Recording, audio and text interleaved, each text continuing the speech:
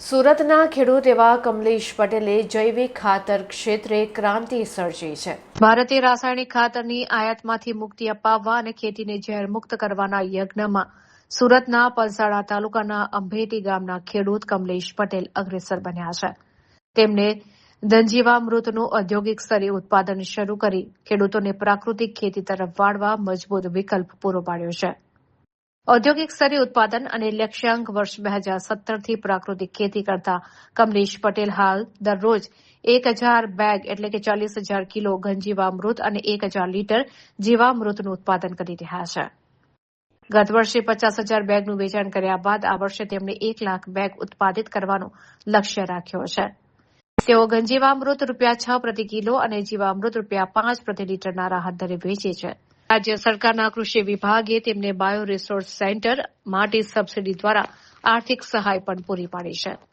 Vibrant Gujarat કોન્ફરન્સમાં સહભાગી થવા માટે આગામી 1 મેના રોજ સુરતમાં યોજાનારી વાયબ્રન્ટ ગુજરાત રિજિયોનલ કોન્ફરન્સમાં કમલેશ પટેલ રાસાયણિક ખાતરમાં સ્વનિર્ભરતા વિષય પર નિષ્ણાંતો સાથે ચર્ચા કરશે। રાજ્યમાં હાલ 8 લાખથી વધુ ખેડૂતો પ્રાકૃતિક ખેતી અપનાવી ચૂક્યા છે, ત્યારે કમલેશ પટેલ જેવા માસ્ટર ટ્રેનરની ભૂમિકા મહત્વની બની છે।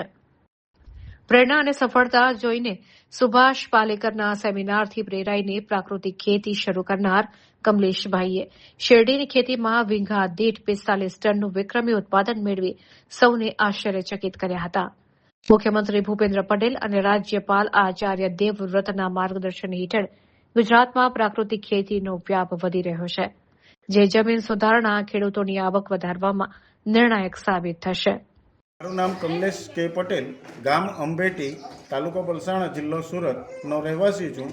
મેં 2016થી પ્રાકૃતિક કૃષિની શરૂઆત કરી છે અને પ્રાકૃતિક કૃષિની શરૂઆત કર્યા પછી મારું જે ઉત્પાદન મારા મિત્રો વર્ગોએ જોયું તો એમણે કહ્યું કે ભાઈ આ ખેતી અમે કરવા તૈયાર છીએ, પણ આ ઇનપુટ જે અમને તૈયાર મળે તો અમે આ ખેતી અપનાવી શકીએ એમ છે।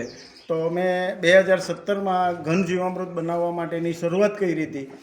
પહેલા વર્ષે મેં 3000 બેગ બનાવીને શરૂઆત કરી છે, પણ ખેડૂતોમાં માંગ વધતા એને મેં એસ્ટાબ્લિશ કરીને આજે 1 લાખ બેગ વર્ષ દિવસે હું બનાવું છું ઘન જીવામૃત, અને સુરત જિલ્લાના મોટે ભાગના ખેડૂતો સુધી પહોંચવાનો મારો પ્રયાસ છે અને એવું આશા રાખું છું કે સુરત જિલ્લાના મોટે ભાગના ખેડૂતો પ્રાકૃતિક કૃષિ કરતા થાય।